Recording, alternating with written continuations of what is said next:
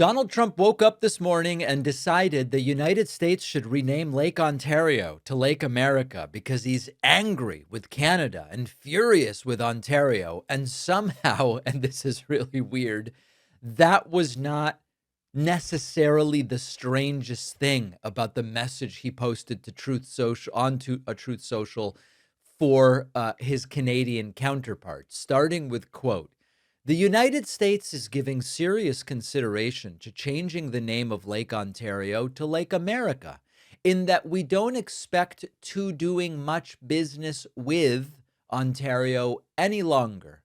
Thank you for your attention to this matter." The president of the United States, the actual president, as horrifying as that is to acknowledge, apparently unable to complete a basic English sentence, unless it's Natalie Harp typing out these posts, which sometimes it is, and in which case she can't complete a basic English sentence, making an announcement that he may rename an international body of water to punish a Canadian province that is not just saying, do whatever you want to us, sir. Now, Lake Ontario, some of you may remember from elementary school, lake geography. Lake Ontario is shared by the United States and Canada. And Trump can certainly order the American federal government to call it Lake America. He could do that. He could demand that every Republican politician solemnly repeat, put their hand on their heart and say, I pledge allegiance to Lake America. He could do that. He could force government maps to say Lake America. But that doesn't change what it's actually called by the international community. And it certainly doesn't change what Canada calls it. And if this sounds familiar, it should. This is the same stupid routine we saw with the Gulf of Mexico. Trump said, oh, it's going to be the Gulf of America now. We are flying over the Gulf of America. And he pretends, and so do many Republicans, nauseatingly, that this has really accomplished a major act of statesmanship, except this time the threat is implied by the name change, because Donald Trump is saying, we're not going to be doing much business with Ontario. And of course, this is in the context that we talked about yesterday of Donald Trump launching another ill-advised trade war with one of our closest allies, a Democratic ally, an ally of so many friendly people. Whenever I go to Montreal, they come up to me on the streets and they say, sir, I love the show. And I'm getting off track. But the point is, this is very much economically significant. Ontario is home to the center of Canada's auto industry that is deeply integrated with American manufacturing. Trump's entire USMCA, the only real differences that it had with NAFTA, the important differences, related to the car industry and to vehicles made jointly by Canada, US, and Mexico. Parts cross the border, sometimes repeatedly during the production of a single vehicle. An American part may go to Canada to be assembled into a component, which then comes back to the United States and is part of the finished vehicle, for example.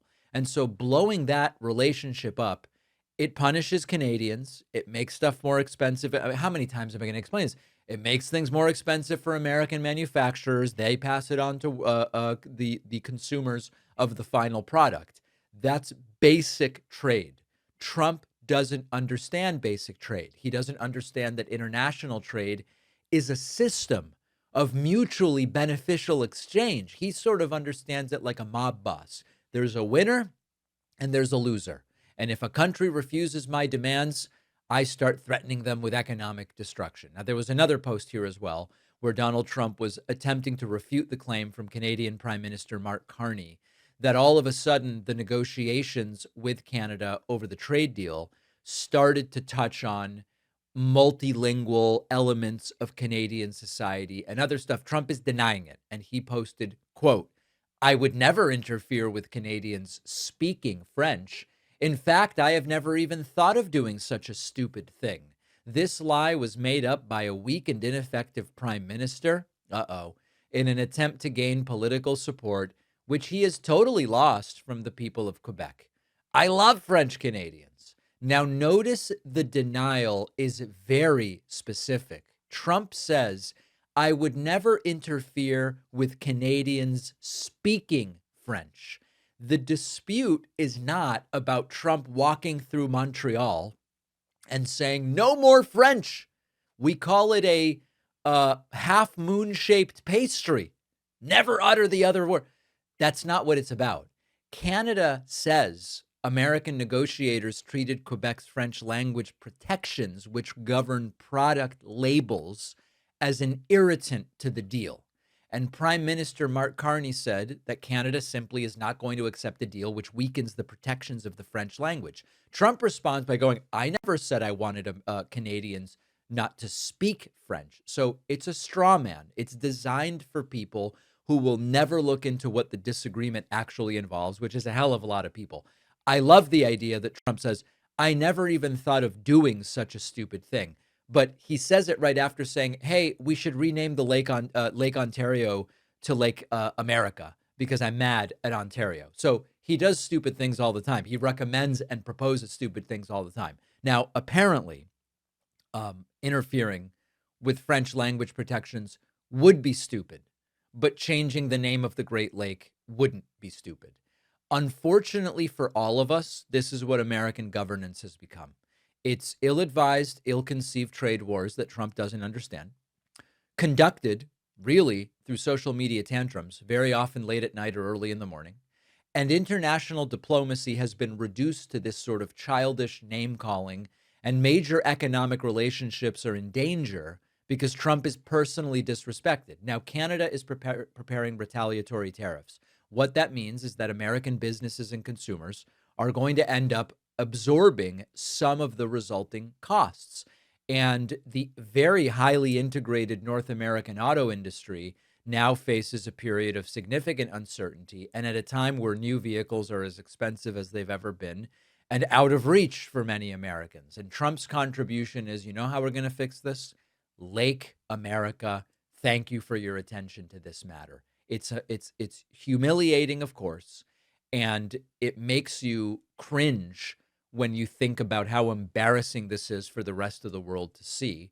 But a lot of Americans are too busy worrying about how even they will afford anything they need to be worried about how this looks globally. It's terrible for the average American. And I think that that is how people should decide who they're going to vote for in November.